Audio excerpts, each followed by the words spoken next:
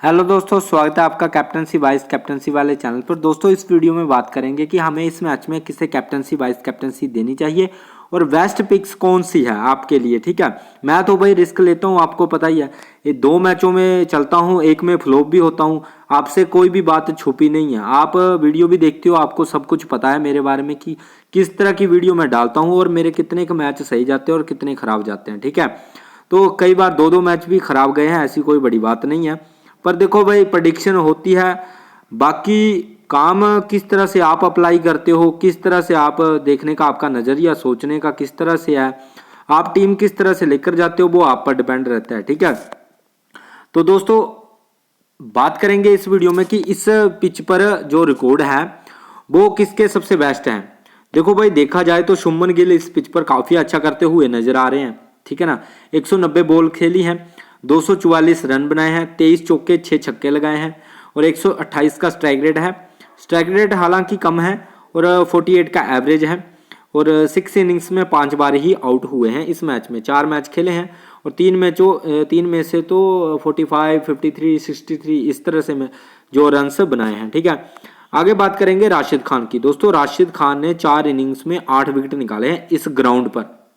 ठीक है, राशिद खान इस ग्राउंड पे काफ़ी अच्छा कर रहे हैं। 16 ओवर करवाए हैं, 127 रन दिए हैं और 8 विकेट अपने नाम किए हैं और 7.94 की इकोनॉमी रेट से।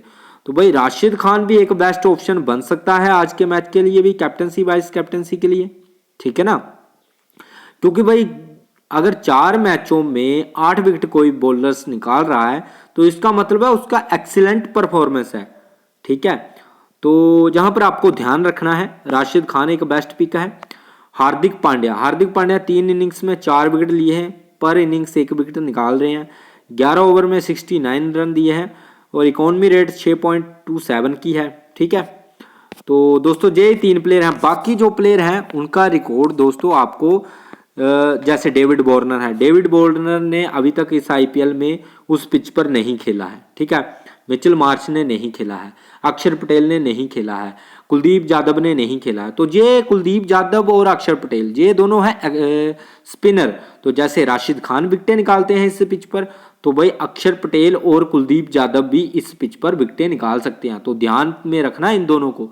दिल्ली की तरफ से अगर इंपॉर्टेंट खिलाड़ी मैं बताऊं, वो है एक आपके डेविड वार्नर, एक है आपके मिचेल मार्श, एक है आपके कुलदीप यादव, एक है आपके अक्षर पटेल। ये जो मैंने 3-4 प्लेयर बताए ये बहुत ही इंपॉर्टेंट होने वाले हैं।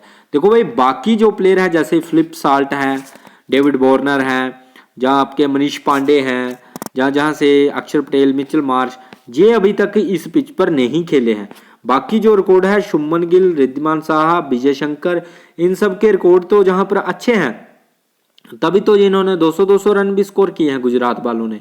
पर आपको ध्यान ये रखना है कि जो गुजरात की टीम है उसकी तरफ से तो सभी को पता है, सारी ऑडियंस को पता है कि गुजरात के कौन कौन से, अब साहा के साथ भी सभी जा रहे हैं, जहां से गिल के साथ भी सभी जाएंगे। ठीक है, और जहां से हार्दिक पांड्या के साथ भी सभी जाएंगे।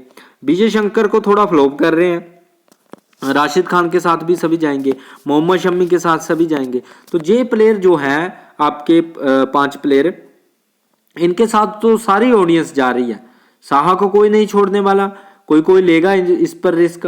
शुभमन गिल को सभी लेने वाले हैं, हार्दिक पांड्या को सभी लेने वाले हैं, मोहम्मद शमी और सिराज जे आपके राशिद खान, इनको तो कोई भी नहीं छोड़ने वाला। ठीक है, वो आपका ओपोनेंट भी लेकर आएगा अगर आप head to head 3 member 4 member खेलते हो। पर बात करेंगे दिल्ली की तरफ से, तो दिल्ली की तरफ से देखो फ्लिप साल्ट का क्या है, इस पिच पर अभी तक नहीं खेला है।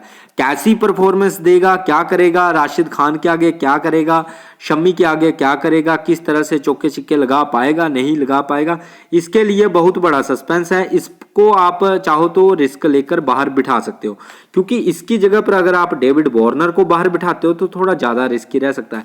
क्योंकि डेविड वार्नर एक तो एक्सपीरियंस ज़्यादा है, ठीक है, एक तो खेलने का उनका अंदाज अलग है, एक तो खेलते भी बहुत अच्छा है, विकेट अपनी आसानी से देते नहीं है। पर फ्लिप साल्ट है जे टिक नहीं सकते, जे इतनी आसानी से टिकते नहीं है, ये मतलब आते ही आपको शॉट लगाना शुरू कर देंगे। हालांकि पिछले मैच में एसआरएच के टाइम पर इन्होंने काफ़ी अच्छी पारी खेली है, 59 की पारी खेली है, 2 कैच भी पकड़े हैं। ठीक है।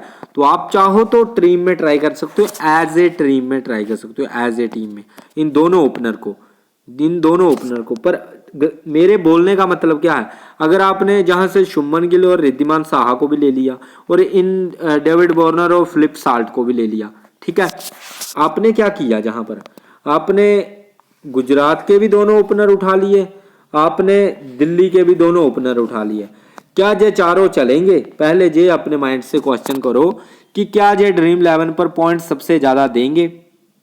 आप बोलोगे भाई यार रिद्धिमान साहा का थोड़ा डाउट लग रहा है और फिलिप साल्ट का भी थोड़ा डाउट लग रहा है, ठीक है, तो ये तो सभी सोचेंगे। अब आपको क्या करना है, जहां तो आप इन दोनों के साथ चले जाओ अगर रिस्क लेना है, जहां फिर इन दोनों के साथ चले जाओ, बात एक ही है, ठीक है, जहां इन दोनों के साथ चले जाओ, जहां इन दोनों के साथ चले जाओ, जहां फिर ऐसा करो, जहां फिर इन तीनों के साथ चले जाओ, इसको बाहर बिठा दो, जहां फिर आप इन तीनों के साथ चले जाओ।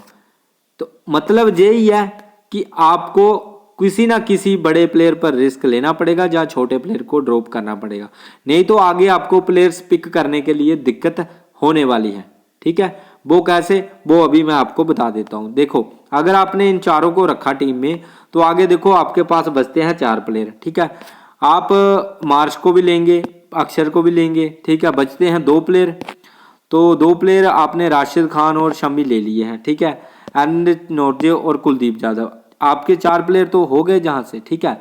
पर आपने जहां पर देखा कि आपने ओपनर भी रखे हैं और बॉलर्स भी रखे हैं, ठीक है, तो ऐसा तो है नहीं कि भाई इनमें से चारों में से किसी की विकेट नहीं जाएगी, अगर इनमें से आपको रिस्क भी तो लेना पड़ेगा थोड़ा बहुत, ठीक है ना। आपने ना विजय शंकर को रखा है, जहां पर विजय शंकर, ना डेविड मिलर को रखा है, डेविड मिलर एक बेस्ट पिक है। अगर स्पिनर को हेल्प मिली, जैसे राशिद खान का देखा ही है हमने कि 3-3 4-4 विकेटें इस पिच पर निकालते हुए नजर आए हैं, तो अगर स्पिनर को काफी अच्छी हेल्प मिली तो भाई अक्षर पटेल और कुलदीप यादव जहां से गुजरात के बॉलर्स बैटर्स को आउट करने में सक्षम रहने वाले हैं, इनको आप हल्के में मत लेना। अक्षर पटेल और कुलदीप यादव जे इंटरनेशनल मैचों में भी खेलते हैं, जे सारे मैच खेलते हैं, ओडीआई भी खेलते हैं, जे टेस्ट मैच भी खेलते हैं दोनों, तो इनको जितना एक्सपीरियंस है तो इनके आगे तो भाई शुभमन गिल भी कुछ भी नहीं है, रिद्धिमान साहा भी कुछ भी नहीं है और हार्दिक पांड्या भी नहीं है। क्यों? क्योंकि आप देखो कि भाई अक्षर पटेल बैटिंग बॉलिंग दोनों करता है, तो पॉइंट के मामले में तो जे इसकी पॉसिबिलिटी सबसे ज़्यादा है कैप्टनसी देने की और पॉइंट्स देने की। उसके बाद कुलदीप यादव अगर स्पिन को हेल्प मिलती है तो एज ए टीम में तो रखना पड़ेगा, ठीक है, अगर खेलता है तो। खलील अहमद खेलते हैं तो वो भी इंपॉर्टेंट है इस मैच में, ठीक है, और जहां से राशिद खान भी इंपॉर्टेंट है तो शमी भी इंपॉर्टेंट है। जहां से इंपॉर्टेंट कौन नहीं है, एक तो फिलिप साल्ट नहीं है, क्योंकि भाई इसका कोई आता पता नहीं है चलेगा भी या नहीं चलेगा, क्योंकि आगे आएंगे मोहम्मद शमी और राशिद खान। जी आपको सोचना है कि क्या राशिद खान और शमी के आगे फिलिप साल्ट खेल पाएगा, खुद माइंड पर जोर डालो, क्या फिलिप साल्ट शमी और राशिद खान के आगे टिक पाएगा? जोशुआ लिटिल या फिर अलजारी जोसेफ जो भी बॉल डालेगा फास्ट बॉलिंग में, क्या फिलिप साल्ट उनको टैकल कर पाएगा? हाँ, एक बार में आप ये बोल सकते हो कि हाँ भाई डेविड वार्नर राशिद खान को खेल पाएगा, शम्मी को डेविड वार्नर खेल पाएगा। देखो होने को तो डेविड वार्नर आउट हो सकता है और फिलिप साल्ट 100 रन बना सकता है, होने को तो कुछ भी हो सकता है, पर प्रोबेबिलिटी क्या कहती है, हम तो प्रोबेबिलिटी पर ही काम करेंगे ना, कि भाई लक पर तो हम अगर लक पर खेलेंगे तो फिर तो क्या ही मजा है। प्रोबेबिलिटी दिमाग लगाना क्या हुआ, स्मार्ट वर्क क्या हुआ, यही तो स्मार्ट वर्क है कि आपको लगता है कि भाई फिलिप साल्ट राशिद खान और शम्मी को नहीं खेल पाएगा तो इसको बाहर बिठा दो।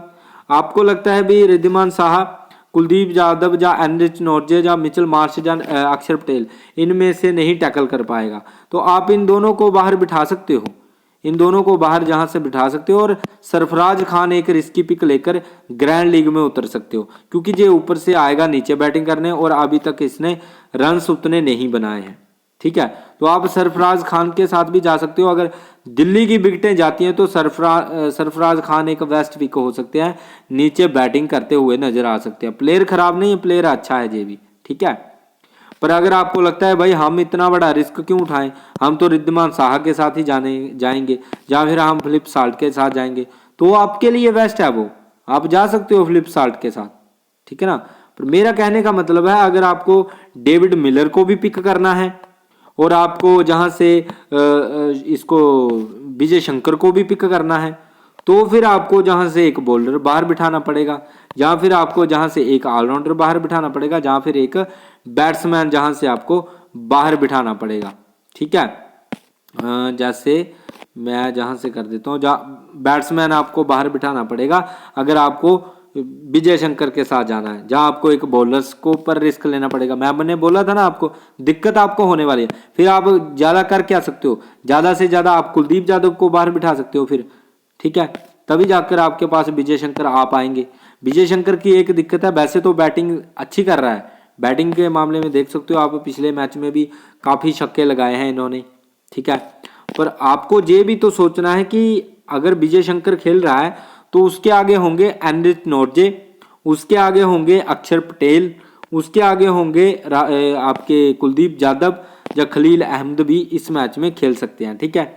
नीचे ईशांत शर्मा भी है, तो क्या विजय शंकर इनको खेल पाएगा, ये आपको फाइंड करना है। और अगर आपको नहीं लगता है भाई नहीं खेल पाएगा, डेविड मिलर ही अच्छा है, तो आपने डेविड मिलर को तो रखा हुआ है टीम में, उससे बाकी मनीष पांडे भी एक बेस्ट पिक है, अगर ट्राई करना चाहो तो मनीष पांडे के साथ भी जा सकते हो। तो अगर आपको लगता है भाई हार्दिक पांड्या तो चल नहीं रहा, ना बॉलिंग डाल रहा है, 2 ओवर डाल रहा है, 1 ओवर डाल रहा है, विकेट कभी मिल रही है कभी नहीं मिल रही, बैटिंग से उतना अच्छा नहीं करके जा रहा, हार्दिक पांड्या एक रिस्की पिक में भी आते हैं, इनका कोई मतलब कंफर्मेशन नहीं है कि ये भाई रन स्कोर करेंगे ही या नहीं करेंगे या कुछ भी है, ठीक है।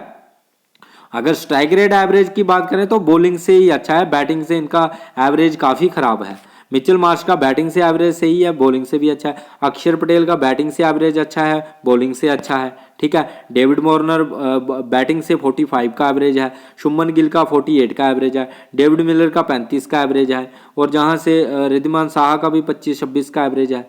तो चाहो तो आप रिद्धिमान साहा पर रिस्क ले सकते हो, दिक्कत की कोई बात। पर जहां से अगर आपको बॉलर्स भी उठाने हैं तो जहाँ तो आपको फिर ये डिसाइड करना पड़ेगा कि 3 ही बॉलर्स लेने हैं, ज़्यादा बॉलर्स रखने नहीं है, फिर जाकर आप हार्दिक पांड्या और विजय शंकर को ले पाओगे, फिर आपकी टीम इस तरह से जा सकती है।